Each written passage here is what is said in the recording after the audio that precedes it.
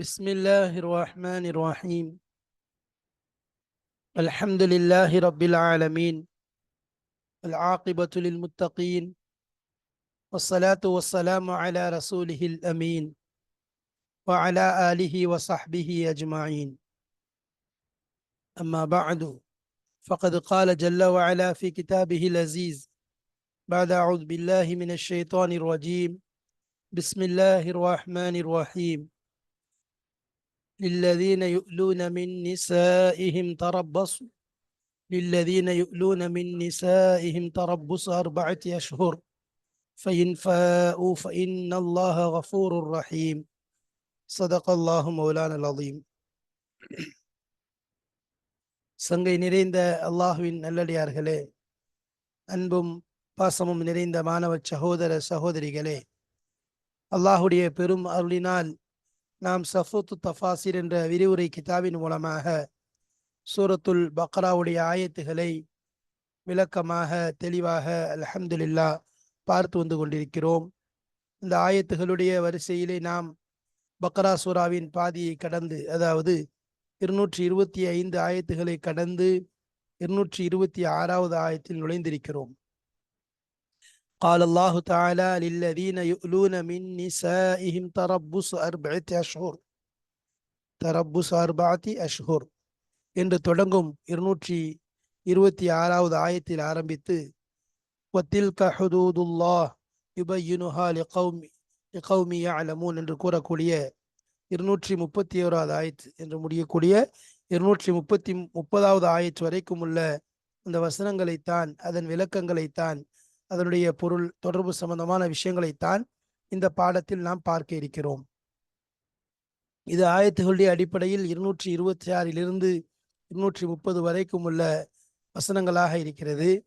பாடத்தினுடைய அடிப்படையில் கவனித்தால் 324வது பாடம் 324 என்ற பாடத்தை நாம் அடைந்திருக்கிறோம்.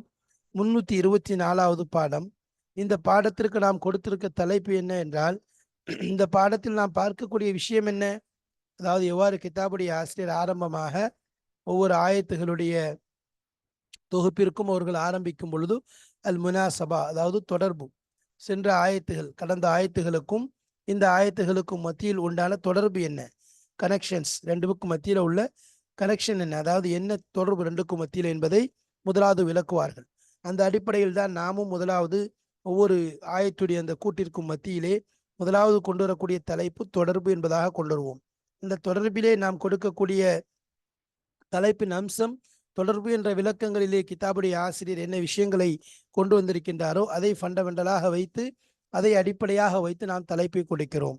அந்த அடிப்படையில் குடும்ப சீர்கேடு சமூக சீர்கேடாகும். இந்த பாடத்திற்கு நாம் கொடுத்திருக்கக்கூடிய தலைப்பு என்ன, ஒரு குடும்பத்தின் சீர்கேடு ஒரு சமூகத்தின் சீர்கேடாகும். அப்போ ஒரு சமூகம் சீரானால் குடும்பம் சீராகும். அதாவது குடும்பம் சீராச்சுன்னு சொன்னா, குடும்பம் என்பது, ஒரு சமூகம் என்பது பல குடும்பங்களுடைய ஒரு இணைப்பு தான். பல குடும்பங்களுடைய ஒரு இணைப்பு தான் சமூகம். அப்போ ஒரு இணைப்பு, ஒரு கட்டிடம், ஒரு முழு அமைப்பு, அதிலிருந்து ஒவ்வொன்றாக கெடும் பொழுது, ஒவ்வொன்றாக அதில் பிளவுபடும் பொழுது, ஒவ்வொன்றாக அதில் சீர்கெடும் பொழுது நாளடைவில் முழு சமூகமும் சீர்கெடுவதற்கு ஒரு வழியாக அமைந்துவிடும். எனவேதான் ஒரு குடும்பம் என்பது சாதாரண விஷயம் அல்ல, ஒரு சமூகத்தின் முழு அங்கமாக இருக்கிறது. எனவே அதனுடைய சீர்கேடு, அந்த குடும்பத்தினுடைய, ஒரு தனி குடும்பம் தானே சீர்கெடுகிறது. எவ்வாறு ஒரு மனிதனுடைய சீர்கேடு ஒரு குடும்பம் சீர்கெடுவதற்கு காரணமாக இருக்கிறது, ஒரு குடும்பத்தினுடைய சீர்கேடு ஒரு சமூகம் சீர்கெடுவதற்கு காரணமாக இருக்கிறது. அதே போல்தான் ஒவ்வொரு மனிதனுடைய சீரமைப்பும் அவனுடைய நலவுகளும் அந்த குடும்பத்தின் சீரமைப்பு, சீர்திருத்தம் என்பது முழு சமூகத்தினுடைய சீர்திருத்தமாக இருக்கிறது. எனவேதான் ஒரு குடும்பம் ஒரு மனிதன் என்பதாக விட்டுவிடாமல் ஒவ்வொரு மனிதனையும் சீரமைக்க சொல்லி, ஒவ்வொரு மனிதனையும் சரி செய்ய சொல்லி, ஒவ்வொரு மனிதனுக்கும் நலவுகளை ஏவ சொல்லி குர்ஆனுடைய வழியில் நபி ஸல்லல்லாஹு அலைஹி வஸல்லம் அவர்களும் நமக்கு கற்றுத்தருவதை பார்க்கிறோம். ஒரு விஷயத்தையும் நமக்கு கற்றுத்தருவதை நாம் பார்க்கிறோம். ஹஜ்ரத் இப்ராஹிம் அலைஹிஸ்ஸலாத்து வஸ்ஸலாம் ஒரு தனி நபர் தான். ஆனால் அவர்களை சொல்லும் பொழுது இன்ன இப்ராஹிம கான உம்மத்தன் காலிதா, ஒரு வழிபடக்கூடிய சமுதாயம் என்பதாக சொன்னார்கள். ஏன்னா ஹசரத் இப்ராஹிம் அலைஹிஸ்ஸலாமுடைய முயற்சியின் மீது அல்லாஹு தஆலா உருவாக்கினான் அவர்களுடைய சீரமைப்பு, அவர்களுடைய அந்த சீர்திருத்தத்தின் மூலமாக. எனவே ஒவ்வொரு மனிதனும், அதனாலதான் இஸ்லாத்துடைய அமைப்பை பொறுத்த வரைக்கும், இஸ்லாத்துடைய கட்டமைப்பை பொறுத்த வரைக்கும் ஒவ்வொரு மனிதனும் சீராகுவதற்கு முயற்சி செய்ய வேண்டும். பதிலுத்த களத்திலே 313 நபர்கள் இருந்தார்கள் என்றால் 313 நபர்களும் நன்கு தர்பியத் பெற்றவர்களாக, நபியினுடைய அந்த வார்ப்பில் நபி ஸல்லல்லாஹு அலைஹி வஸல்லம் அவர்களுடைய அந்த தர்பியத்திலே உருவானவர்களாக இருந்தார்கள். எனவே அவர்கள் அனைவரும் ரெடியானார். அதே நேரத்தில் அவர்கள் ஒரு சிலருடைய எண்ணங்கள் சீர்கெடும் பொழுது அல்லாஹு தஆலா முழு படையிலேயும் அதனுடைய அசராத், முழு விஷயத்திலேயும் அதனுடைய அசராத் ஏற்படுகிறது. எதுவரைக்கும் அவர்களுடைய எண்ணங்கள் சரியாகவில்லையோ அதுவரைக்கும் படையில் ஏற்படக்கூடிய அந்த குழப்பங்கள் நீங்காமல் தான் இருக்கிறது. எப்பொழுது அவர்கள் சரியாகி விடுகிறார்களோ முழு படையும் சரியாகி விடுகிறது. அதற்கு உதாரணம் தான் ஹுனைனுடைய யுத்தம். ஹுனைனுடைய யுத்தத்திலே சஹாபாக்களுடைய எண்ணிக்கை ஏறத்தாழ 12,000க்கும் மேற்பட்டதாக இருந்தது. 12,000 என்பதாக சொல்லப்படுகிறது. 12,000 நபர்கள் இருந்தார்கள். ஆனால் அதில் ஒரு சிலருடைய எண்ணத்தில் என்ன வந்து விட்டது?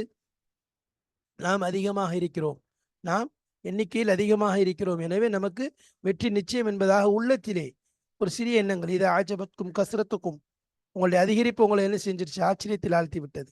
அப்ப என்னாச்சு? இந்த உள்ளத்தில் ஏற்பட்ட இந்த சிறிய ஒரு மாறுதல்கள், அதாவது சிறிய ஒரு நம்பிக்கையில் ஏற்படக்கூடிய குறைவு, அல்லாஹ்வை மறக்கடிக்க செய்யக்கூடிய ஒரு சின்ன ஒரு சிந்தனை, இந்த உலகத்துடைய அந்த எண்ணிக்கையை பார்த்து அவர்கள் கொஞ்சம் இதை கொண்டு முடித்து விடலாம் என்று எண்ணும் பொழுது அங்கு என்ன ஏற்பட்டுச்சு? பெரிய ஒரு அலைக்கழிப்பு. முதல்ல ஆரம்பத்தில் கொஞ்சம் எதிரிகளுடைய தாக்குதல் அதிகமாக இருந்து அதற்கு பிறகு ரசூலுல்லாஹி ஸல்லல்லாஹு அலைஹி வஸல்லம் அவர்கள் அனைவரையும் ஒன்று திரட்டி மனதை சரி செய்தார்கள். அவர்களுக்கு சில உபதேசங்களை செய்தார்கள். அதற்கு பிறகு அவருடைய உள்ளங்கள் சரியானது. நாம் நினைத்தது தவறுதான், நாம் நம்முடைய எண்ணங்களை சரி செய்ய வேண்டும். எல்லா நிலையிலேயும் வெற்றியை தரக்கூடியவன் அல்லாஹ் தான் என்பதாக. இது போன்றுதான் ஒரு சில மனிதர்களுடைய சீர்கேடு என்பது சமூகத்தை சீர்கெடுக்குமோ அதே போல் ஒரு குடும்பம் என்பது, ஒரு குடும்பத்தினுடைய சீர்கேடு என்பது முழு சமூகத்தையும் சீர்கேடாக்கிடும்.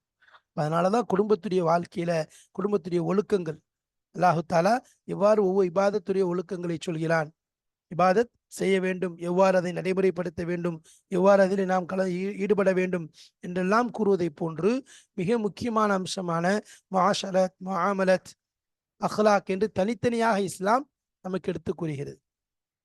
குடும்பவியல் சம்பந்தமான பல விஷயங்களை நமக்கு எடுத்து கூறுகிறது. குர்ஆனிலே பல விஷயங்கள், சின்ன சின்ன விஷயங்கள் முதற்கொண்டு ஒவ்வொரு விஷயங்களும், சிறு விஷயங்களிலிருந்து பெரிய விஷயங்கள் வரைக்கும், இது சிறிய விஷயம்தானே, இதை கடைபிடிக்க வேண்டுமா என்று பொடுபோக்காக இருந்துவிடக் கூடாது என்பதையும் வலியுறுத்தி கூறுகிறது. ஒரு வீட்டிற்குள் நுழைகிறோம், நம்முடைய வீட்டிற்குள் நுழைகிறோம், அப்பொழுது கூட ஒரு சப்தம் கொடுத்து விட்டு, அனுமதி சலாம் சொல்லிவிட்டு, ஒவ்வொரு விஷயங்களும் அடுத்தவருடைய வீட்டிலும் அனுமதி கேட்டுவிட்டு, வழக்கமான வீடுகள் தான், மிகவும் அறிமுகமான வீடுதான், நாம் அடிக்கடி செல்ல அனுமதி கேட்டுவிட்டு 3 முறை இவ்வாறு நீங்கள் திரும்பி விடுங்கள் என்று சொல்லப்பட்டால் திரும்பி விடுங்கள். ஒவ்வொன்றும் ஒவ்வொரு விஷயங்களும் அதே போன்று யார் யாரை பார்க்க வேண்டும், யார் யாரை பார்க்க கூடாது, இவ்வாறு ஒவ்வொரு விஷயங்களும் தெளிவான முறையிலே குடும்பவியல் சம்பந்தமாகவும் குர்ஆன் மிக விலாவரியாக மிக விளக்கமாக நமக்கு எடுத்துக் கூறுவதை பார்க்கிறோம். குடும்பத்தில் கணவன் மனைவியின் மத்தியிலே வாழக்கூடிய வாழ்க்கையின் முறை எவ்வாறு அமைய வேண்டும், அவர்களுக்கு மத்தியிலே மனக்கசப்புகள் ஏற்படும் பொழுது எவ்வாறு நடந்து கொள்ள வேண்டும், அதே போல் கணவனுடைய நடைமுறை எவ்வாறு இருக்க வேண்டும், மனைவியுடைய நடைமுறை எவ்வாறு இருக்க வேண்டும், கணவன் மனைவியோடு அனுசரித்து நடக்க வேண்டும், விட்டு கொடுத்து வாழ வேண்டும், சகிப்புத்தன்மையோடு இருக்க வேண்டும் என்பதற்கும் தனிப்பட்ட முறையிலே குர்ஆன் ஆர்வமூட்டுகிறது. நபி ஸல்லல்லாஹு அலைஹி வஸல்லம் அவர்கள் ஆர்வமூட்டி சொல்லுகிறார்கள், உங்களில் சிறந்தவர்கள் உங்களுடைய குடும்பத்தில் சிறந்தவர்களான் என்பதாக கூறுவதை பார்க்கிறோம். அதே போல் மனைவிக்கு உபதேசம் செய்கிறது, பெண்ணுக்கு உபதேசம் செய்கிறது, கணவனுக்கு கட்டுப்படுவது எவ்வளவு பெரிய ஒரு அல்லாஹ்வுக்கு வழிபடுவதை போன்ற ஒரு விஷயமாக இருக்கிறது. கணவனுக்கு மாறு செய்வது எவ்வளவு பெரிய அது பேரிழைப்பு. ஒரு இரவு நேரத்திலே கணவனுடைய கோபத்தோடு ஒரு பெண் இரவை கழிக்கின்றாள் என்றால் மலக்குகள் அவளை சாபமிடுகிறார் என்பதாக இஸ்லாம் எச்சரிக்கை செய்கிறது. அதே போல் ஒரு கணவன், சிறந்த கணவன் யார்? அல்லாஹு தாலா இப்படிப்பட்ட கணவனுக்கு அல்லாஹ் என்ன செய்யட்டும், இப்படிப்பட்ட ஒரு ஆணுக்கு அல்லாஹ் அவனை செலிசெலிப்பாக்கி வைக்கட்டுமாக, அவனுடைய வாழ்க்கையை செலிசெலிப்பானதாக ஆக்கி வைக்கட்டுமாக, அவனுடைய முகத்தை முகமலர்ச்சியுள்ளதாக ஆக்கி வைக்கட்டுமாக. தான் தொழுகைக்காக எந்திரிக்கிறான், தன்னுடைய மனைவியை தண்ணீர் தொளித்து தான் எழுப்புகிறான், எந்திரிக்கலாம் 2-3 சொட்டு தண்ணீர் தொளித்து எழுப்புகிறான். அதே போல் அந்த மனைவிக்கும் அதே போன்று சுப செய்தி. இவ்வாறு ஒவ்வொரு விஷயங்களையும் ஒவ்வொரு அணு அணுவாக லைனாக தெளிவாக இஸ்லாம் நமக்கு எடுத்து கூறுகின்றது என்றால் இந்த குடும்பத்தை சீர் செய்தால் அது சமூகத்துடைய சீரமைப்பாக இருக்கிறது என்ற அடிப்படையில் தான் குடும்பத்துடைய ஒவ்வொரு விஷயங்களையும், சின்ன சின்ன விஷயங்கள் முதற்கொண்டு பெரும் விஷயங்கள் வரை கூட, சின்ன சின்ன விஷயங்களிலிருந்து பெரிய விஷயங்கள் வரைக்கும் தெளிவான முறையிலே தெளிவாக நமக்கு எடுத்துரைக்கிறது. எத்தனை ஆயத்துகள் குடும்பவியல் சம்பந்தமாக குரானிலே குவிந்து கிடப்பதை நாம் பார்க்கிறோம். இதுவெல்லாம் எதற்கு என்றால் சமூகத்துடைய சீரமைப்பு ஏற்பட வேண்டும். ஒரு சமூகத்தின் சீரமைப்பில் தான் ஒரு நாட்டின் ஒரு நம்ம சொல்ற மாதிரி ஒரு இஸ்லாமிய குடும்பங்கள், இஸ்லாமிய சமூகங்கள் சீர்பெறுவதன் மூலமாக முழு உலகத்திலும் நல்ல ஒரு மாற்றங்கள் ஏற்படும். இவருடைய அமல்கள் மேலே உயர்வதை கொண்டுதான் அங்கு அதற்கேற்ற அல்லாவின் புறத்திலிருந்து தீர்ப்புகள் இறங்குவதை நாம் பார்க்கிறோம். எனவேதான் அந்த அடிப்படையில் இஸ்லாம் கூறக்கூடிய அந்த சீரமைப்பு விஷயத்தை, குடும்ப சீரமைப்பு விஷயத்தையும் சமூக சீரமைப்பு விஷயத்தையும் பற்றி இந்த வரக்கூடிய ஆயத்துகளிலே தெளிவாக விளக்கப்படுகிறது. அது சம்பந்தமான விஷயங்களைத்தான் இன்ஷா அல்லாஹ் நாம் பார்க்க போகிறோம். இதற்கு மத்தியிலே சென்ற ஆயத்துகளுக்கும் இந்த ஆயத்துகளுக்கும் மத்தியில் உள்ள தொடர்பில் கூட அந்த விஷயங்கள் சுட்டி காட்டப்படுகிறது. இன்ஷா அல்லாஹ் வாருங்கள் கிதாபிற்குள் செல்வோம், விளக்கங்களை காண்போம். இன்ஷா அல்லாஹ் அதற்கு முன்பாக ஒரு சில விஷயங்களை நாம் பார்க்க வேண்டியது இருக்கிறது. அதாவது சென்ற ஆயத்துகளிலே என்ன விஷயங்கள் வந்தது என்பதை நாம் தெரிந்திருப்போம். எது சம்பந்தமாக பேசப்பட்டது, என்னென்ன விஷயங்கள் ஆர்வமூட்டப்பட்டது, எது சம்பந்தமாக கண்டிக்கப்பட்டது என்பதெல்லாம் பார்த்திருப்போம். இந்த ஆயத்துகளின் சுருக்கத்திலே என்ன சொல்ல வருகிறான் என்பதை நாம் புரிந்து கொண்டால் சென்ற ஆயத்திற்கும் இந்த ஆயத்துகளுக்கும் மத்தியில், கழிந்த வசனங்களுக்கும் இந்த வசனங்களுக்கும் மத்தியில் உள்ள தொடர்பு என்ன என்பதை தெரிந்து கொள்வது மிகவும் இலகுவாக இருக்கும். இந்த இடத்துல அல்லாஹு தஆலா சொல்லும்போது முதலாவது தங்கள் மனைவியோடு அதாவது விஷயம் ஏற்படக்கூடிய மனக்கசப்பு சம்பந்தமாக கூறுகிறார். அப்ப அவர் ஒருவர் என்ன செய்கிறார், மனைவியோடு சேர மாட்டேன் என்பதாக சத்தியம் செய்து கொண்டால் அந்த மனைவி என்ன செய்ய வேண்டும், அவர்கள் எவ்வளவு காலம் காத்திருக்க வேண்டும் என்பதாக சொல்லுகிறார். சரியாயிட்டாங்கன்னா அது அல்லாஹு தஆலா மன்னிக்கக்கூடியவனாக இருக்கிறான். அதே நேரத்தில் அவங்க அதே நிலையில உறுதியாக இருக்கிறார்கள், திருமணம் முறிவு ஏற்படுத்த வேண்டும் என்று இருந்தால் அதையும் அல்லாஹு தஆலா செவியேற்கக்கூடியவனாக இருக்கிறார்.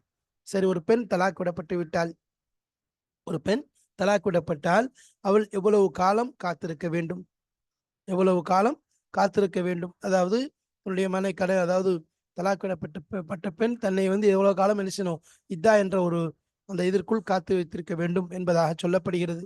அதே போல் அந்த நேரத்தில் எந்த விதமான அதாவது தன்னுடைய அல்லாஹு தஆலா எதை உருவாக்குகிறானோ, தன்னுடைய கர்ப்பத்தில் ஏதாவது உருவாகி இருந்தால் அதை மறைக்கவோ அதை சிதைக்கவோ அதை அழிக்கவோ கூடாது என்பதாகவும், அதே போல் இந்த தலாக்குடைய காலங்களிலே தலாக்குடைய விஷயங்கள் நமக்கு தெரியும், பல வகை இருக்கிறது. ஆரம்பத்திலே தலாக்கே ரஜஇ என்பதாக சொல்வார்கள்.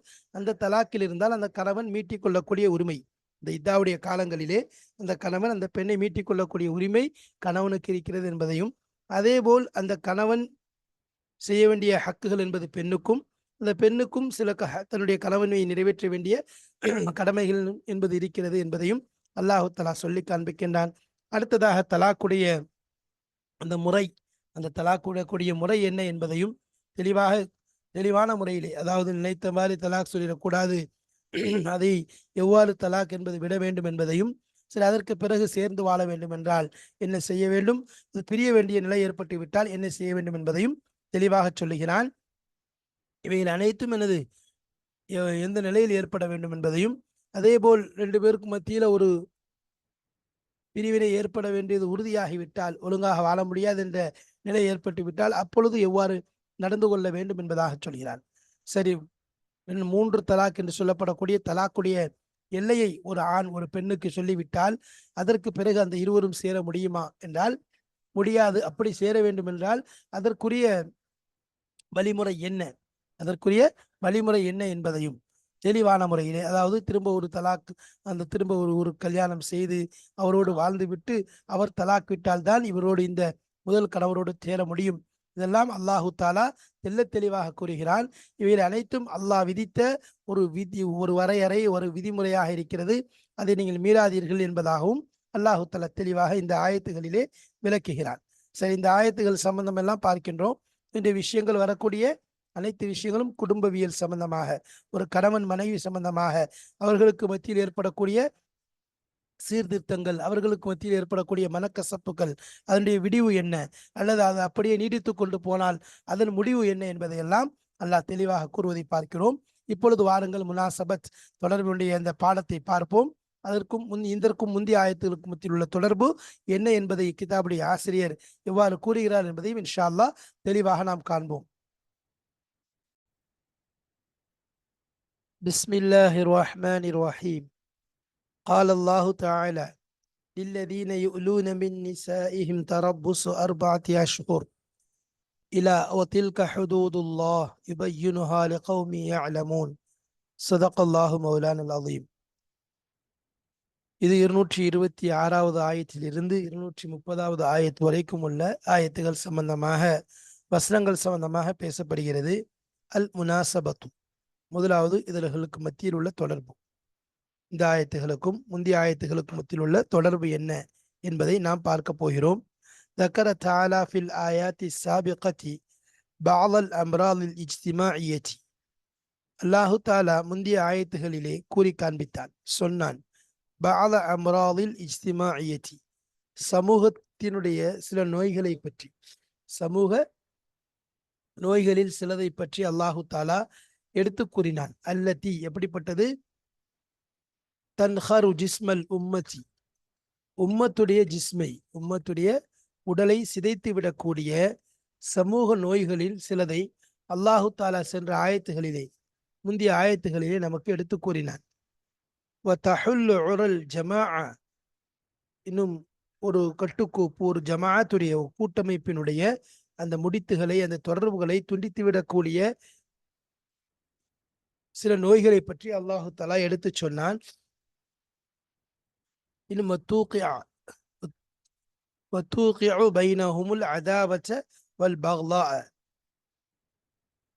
இன்னும் அது ஏற்படுத்திவிடும், அவர்களுக்கு மத்தியிலே, அந்த சமூகங்களுக்கு மத்தியில் ஏற்படுத்திவிடும் அல்ல அதாவத்த, விரோதத்தனத்தையும், வல் பக்லா, கடுமையான வெறுப்பையும் ஏற்படுத்திவிடும். அப்படிப்பட்ட விஷயங்களை பற்றி, கல் ஹம்ரி, மதுவை பற்றி, வல் மைசிரி, இன்னும் சூதை பற்றி அல்லாஹு தஆலா எடுத்து கூறினான். சென்ற ஆயத்தில் அல்லாஹு தஆலா சில நோய்களை கூறினான், அதாவது சில சமூகத்தை சீர்கெடுக்கக்கூடிய நோய்களை பற்றி அல்லாஹு தஆலா கடந்த ஆயத்துகளிலே கூறினான். அது எப்படிப்பட்ட நோய்கள் அப்படின்னா, விரோதத்தை ஏற்படுத்தக்கூடிய, சமூக ஒற்றுமையை சீர்குலைக்கக்கூடிய, இன்னும் அந்த சமூகத்துடைய உடலை சிதைத்து விடக்கூடிய நோய்களை பற்றி கூறினான். உதாரணமாக ஹம்ரு மைசிரை பற்றி, எஸ் அலூனக அனில் ஹம்ரி வல் மைசிர், மதுவையும் சூதுவையும் பற்றி கேட்கின்றார்கள். குல் ஃபீஹிமா இஸ்முன் கபீருன் வ மனாஃபிஉ லின்னாஸி வ இஸ்முஹுமா அக்பரு மின் நஃப்இஹிமா என்று அந்த மது சூது இதனுடைய தீமைகள், இதனுடைய கெடுதிகளை பற்றி அல்லாஹு தாலா சென்ற ஆயத்திலே எடுத்து கூறியதை நாம் பார்த்தோம். சும்ம இன்தகல் இலல் ஹதீஸி அனில் உஸ்ரதி, பின்பு இந்த செய்தி அப்படியே இடம்பெயர்ந்தது, நகர்ந்தது. இலல் ஹதீஸி அனில் உஸ்ரதி, குடும்பத்தை பற்றி, குடும்ப விஷயங்கள் சம்பந்தமாக பேசுவதை பற்றி இந்த செய்தி அப்படியே நகர்ந்தது. பிஅத்திபாரி, இதன் அடிப்படையில், அன்னஹா அன் நவாத்துல் ஊலா, அன்னஹ நவாத்துல் ஊலா, அதுதான் முதல் விதையை போன்று. அன்னஹா அல் உஸ்ரா, அந்த குடும்பம் இருக்கிறது, அதான் முதல் விதை, ஆரம்ப விதை. லி பினா இல் முஜ்தமஇல் ஃபாலிலி, ஒரு சிறப்பான சமூகத்தை அமைப்பதற்கு, ஒரு சிறப்பான, ஒரு நேர்த்தியான ஒரு சமூகத்தை அமைப்பதற்குரிய முதல் விதை அந்த குடும்பமாக இருக்கிறது. எனவே அந்த குடும்பத்தை பற்றி பேசுவது, அந்த குடும்ப அமைப்பை பற்றி, அந்த குடும்பத்துடைய சீரமைப்பை பற்றி பேசுவதன் பக்கம் அந்த செய்தி அப்படியே என்ன செய்யுது, நகர்ந்தது. அடுத்து அப்படி நான் குடும்ப விஷயத்தை பத்தி எல்லாம் என்ன செஞ்சா பேச ஆரம்பிச்சான். ஏன்? ஃபபி சலாஹில் உஸ்ரதி யஸ்லுஹுல் முஜ்தமஉ வபி ஃபசாதிஹா யஃப்சுதுல் முஜ்தமஉ. அப்போ ஃபபி சலாஹில் உஸ்ரதி, குடும்பங்கள் சீராவதன் மூலம், ஒரு குடும்பம் சீராவது, ஒரு குடும்பம் சரியாவது, சீராவது, அதன் மூலம் யஸ்லுஹுல் முஜ்தமஉ, ஒரு சமூகம் சீராகிவிடும். ஒரு சமூகத்தின் சீரமைப்பு ஒரு குடும்பத்தினுடைய சீரமைப்பில் இருக்கிறது. வபி ஃபசாதிஹா, அந்த குடும்பம் சீர்கட்டு விடுவது, இந்த குடும்பத்தினுடைய சீர்கேடு, அதனுடைய சீர்குலைவு இருக்கிறதே, யஃப்சுதுல் முஜ்தமஅ, யுஃப்சிதுல் முஜ்தமஅ என்பதாக சொல்லலாம். சமூகத்தை சீர்கெடுத்துவிடும், சமூகத்தை சீர்கெடுத்துவிடும். அப்போ ஒரு சமூகம் சீரானால், ஒரு கூட்டமைப்பு, ஒரு குடும்பம் சீரானால் ஒரு சமூகம் சீராகிவிடும். அதே நேரத்தில் ஒரு குடும்பம், அந்த குடும்பத்தினுடைய சீர்குலைவு, அதனுடைய சீர்கேடு சமூகத்தை சீர்கெடுத்துவிடும். இஃப்சிதுல் முஜ்தமஇ, சீர்கெடுத்துவிடும். சரி, அப்ப அதனால முதல்ல அல்லாஹு தஆலா என்ன செஞ்சான், பொதுவா ஒரு சமூகத்துடைய நோய்களை பற்றி அதுல பிரிவை ஏற்படுத்தக்கூடிய விஷயங்களை பேசியவாறே குடும்பத்துடைய விஷயங்களை பற்றி பேசுவதன் பக்கம் அல்லாஹு தஆலா ஆரம்பிச்சான். ஏன் அப்படின்னு சொன்னா குடும்பத்துடைய ஒரு சீரமைப்பு என்பது ஒரு ஒரு குடும்பம் என்பது ஒரு ஒரு சமூகத்தினுடைய முதல் விதை. இப்படிப்பட்ட விதை ஆரம்பமான ஒரு உயர்ந்த சிறந்த விதையாக இருக்கிறது. அந்த விதையின் மூலம் தான் சமூகம் என்பது உருவாகும். அந்த அடிப்படையில் பார்க்கும்போது ஒரு குடும்பம் சீரானால் சமூகம் சீராகும். ஒரு குடும்பத்துடைய சீரழிவு என்பது ஒரு சமூகத்தை சீரழித்து விடும். வபுத்ததா மின் அஹ்காமில் உஸ்ரத்தி பில் இலாக்கத்தி ஜௌஜியத்தி பில் அலாக்கத்தி ஜௌஜியத்தி. அப்ப அல்லாஹ் முதல்ல ஆரம்பிக்கிறான். இதை பத்தி குடும்பத்துடைய சட்டங்களை பற்றி பில் இலாக்கத்தில் ஜௌஜியத்தி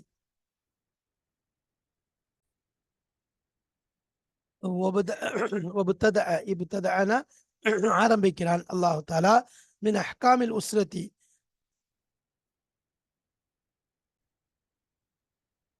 குடும்பத்துடைய சட்டங்களை பற்றி சட்டங்களின் மூலமாக ஆரம்பம் செய்கிறான்.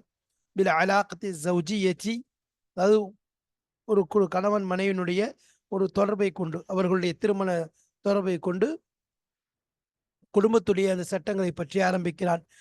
இல்லதீன யுலூன என்று அடுத்த ஆயத்துகள் இப்போ ஆரம்பிக்கக்கூடிய ஆயத்துக்களை பார்க்குறோம். நப்பஹ அலா லரூரத்தின் ஒரு அவசியமான ஒரு விஷயத்தின் மீது நம்மை எச்சரிக்கை செய்கிறான், உணர்த்துகிறான். ஐயக்கூனல் இஃப்தியாரு அதாவது தேர்ந்தெடுப்பது என்பது ஆகியிருக்க வேண்டும். அலா அசாசி தீனி தீனுடைய அடிப்படையில் அதாவது கணவன் மனைவி என்று ஒரு தொடர்பு ஏற்படுது, ரெண்டு பேருக்கு மத்தியில் ஒரு திருமண பந்தங்கள் ஏற்படுது, ஒரு உறவு முறை ஒரு தொடர்பு என்பது ஏற்படுது அல்லவா? இது ஒரு எதன் அடிப்படையில் ஏற்படணும்? இது இந்த விஷயத்துல அல்லாஹ் ஒரு அவசியமான விஷயத்தின் பக்கம் எச்சரிக்கை செய்கிறான். என ஐயக்கூனல் இஃப்தியாரு தேர்ந்தெடுப்பது என்பது ஆகியிருக்க வேண்டும். அலா அசாசி தீனி தீனுடைய அடிப்படையை வைத்து தேர்ந்தெடுக்கப்பட்டதாக இருக்கணும். உலகத்துடைய அல்லது உலகத்துடைய நசபுடைய உலகத்துடைய செல்வத்தினுடைய சொத்து சுகத்தினுடைய அதை கவனித்து தேர்ந்தெடுத்தால் அதுல சீர்கேடு தான் ஏற்படும்.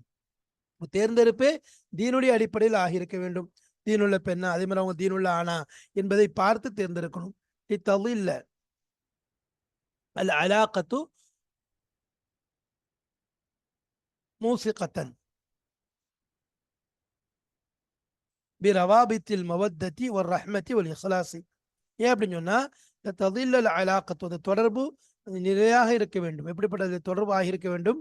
ஆகியிருப்பதற்காக வேண்டிய ததில்லல் அலாக்கத்து மூசிகத்தன் உறுதியானதாக பிரவாபித்தில் மவத்தத்தி அதாவது நேசம் அன்பு பாசம் என்பதன் தொடர்பை கொண்டும் ஒரு ரஹ்மதி எனும் கருணை கிருபை என்பதன் தொடர்பை கொண்டும் ஒரு இஹ்லாசி மன தூய்மை என்பதன் தொடர்பை கொண்டும் அதாவது கிளாஸ் என்பது மிக முக்கியம். அதாவது உள்ளே வெளியிலையும் கணவனை பற்றி நல்ல எண்ணங்கள், நம்ம மனைவியை பற்றி நல்ல எண்ணங்கள், இது போன்ற விஷயங்கள் இருக்கணும். ரஹ்மத் அவர்கள் ஒருத்தருக்கு ஒருத்தர் எனது கருணை கொள்ளக்கூடியவங்களா ஒருத்தர் ஒருத்தர் மீது இரக்கம் கொள்ளக்கூடியவங்களா இருக்கணும். அதே மாதிரி நேசம் பாசம் அன்பு என்பது ஒருத்தருக்கு ஒருத்தர் இருக்கக்கூடியதாக இருக்கணும். அப்ப இந்த தொடர்புகளை கொண்டு உறுதி செய்யப்பட்டதாக உறுதியானதாக அந்த தொடர்பு ஆகியிருப்பதற்காக வேண்டி தீனுடைய அடிப்படையின் மீது இந்த தேர்ந்தெடுப்பு என்பது ஆகியிருக்க வேண்டும். அப்ப இந்த தேர்ந்தெடுத்ததுல எதன் மீது ஆகியிருக்கணும்? தீனுடைய அடிப்படை தான் ஆகியிருக்கணும். தீன் தான் அசலாக இருக்கும். தீனை கவனித்து அங்கு தேர்ந்தெடுக்கப்பட வேண்டும். இல்லைன்னு சொன்னா அதுல சீர்கேடு ஏற்பட்டும். அப்ப அதுதான் சொல்லப்படுது. இப்ப அந்த அடிப்படையில் தான் அல்லாஹ் சில விஷயங்களை சொல்றான். உதாரணமா முஷ்ரிக்கான பெண்களை திருமணம் செய்யக்கூடாது.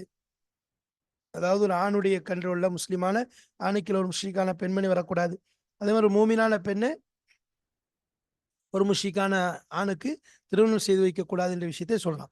பல் முஷ்ரிக்கத்து லா யஹில்லு லஹா அன் தக்கூன ஃபி ஹிஜ்ரில் முஸ்லிம் முஸ்லிமுடைய மடியிலே ஒரு முஸ்லிமுக்கு கீழே ஒரு முஷ்ரிக்கான பெண்மணி என்பவர் ஹலாலாக மாட்டான். பல் முஷ்ரிக்கத்து ஒரு முஷ்ரிக்கான பெண்மணி லா யஹில்லு லஹா அவளுக்கு ஹலாலாகாது அன் தக்கூன் அவள் ஆகியிருப்பதற்கு ஃபி ஹிஜ்ரில் முஸ்லிமுடைய கீழே முஸ்லிமுக்கு கீழே முஸ்லிமுடைய கட்டுப்பாட்டு கீழே முஸ்லிமுடைய திருமணத்துக்கு கீழே வர்றது சரியாகாது. வல் முஃமினத்து ஒரு மூமினான பெண்மணி லா யஹில்லுலஹா அவளுக்கும் ஹலாலாகாது அன் தக்கூன தஹ்த சுல்தானிர் ரஜுலில் முஷ்ரிக்கி ஒரு முஷ்ரிக்கான மனிதனின் அதிகாரத்திற்கு கீழ் அந்த முஸ்லிமான பெண்மணி மூமினான பெண்மணி ஆகியிருப்பதும் ஹலாலாகாது. வலிஹாதா எனவேதான் ஹர்ரமல் இஸ்லாமு ஜிவாஜ பில் முஷ்ரிகாத் முஷ்ரிக்கான பெண்மணிகளை கொண்டு திருமணம் செய்வதை இஸ்லாம் ஹராமாக்கி இருக்கிறது. ஒ தஸ்வீஜில் முஷ்ரிக்கீன பில் முஃமினாத் அதே போல் மூமினான பெண்களை முஷ்ரிக்கான ஆண்களுக்கு திருமணம் செய்து வைப்பதை கூட இஸ்லாம் தடை செய்து வைத்திருக்கிறது. சும்ம பையன இப்ப இதெல்லாம் சொல்லிடுச்சு. அவர் உள்ள ஒரு பெண்மணி என்பவள் எப்படி இருக்கணும், தீனை அடிப்படையாக வைத்து ஒரு பெண்ணை தேர்ந்தெடுக்க வேண்டும், ஒரு தீனை அடிப்படையாக வைத்து ஒரு ஆணை தேர்ந்தெடு, அதாவது ஒரு முஷ்ரிக்கான பெண்மணி இருக்கான்னு சொன்னா அந்த பெண்மணியை என்ன செய்யக்கூடாது, முஸ்லீமான ஆணுக்கு திருமணம் செய்து வைக்கக்கூடாது. ஏன்னா அது திருமணம் செய்யக்கூடாது அவர், ஏன்னா அதுல வந்து தீனுக்கு பாதிப்பு இருக்குது, கேடு இருக்குது.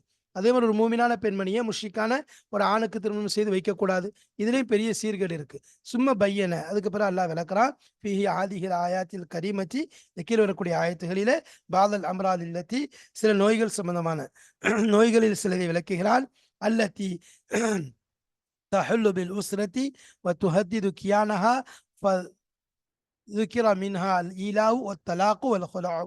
அவனு அதாவது குடும்பத்தை சீரழித்து விடக்கூடிய, குடும்பத்தை தொடர்பை துண்டித்து விடக்கூடிய, துஹத்திது கியானஹான அதனுடைய அமைப்பை ஆட்டம் காண செய்யக்கூடிய, அதனுடைய கட்டிடத்தை ஆட்டம் காண செய்யக்கூடிய சில நோய்களை பற்றி சொல்லுகிறான். ஃபதுக்கிர மின்ஹா, அதிலிருந்து கூறப்பட்ட விஷயங்கள் தான் அல் ஈலா. அப்ப என்னது, என்ன சொல்ல அல்லாஹ் கூறுகிறான், மின்ஹா அதிலிருந்து அல் ஈலா என்ற சட்டத்தையும், தலாக் என்ற விஷயத்தையும், வல் ஹுலா என்ற விஷயத்தையும் அல்லாஹு தாலா சொல்லி காண்பிக்கின்றான். பையனல் இலாஜ நாஜிஇ லிமிஸ்லி ஹாதிஹில் மஷாக்கில் இல்லத்தி துகவ்விது புன்யானல் உஸ்ரதி.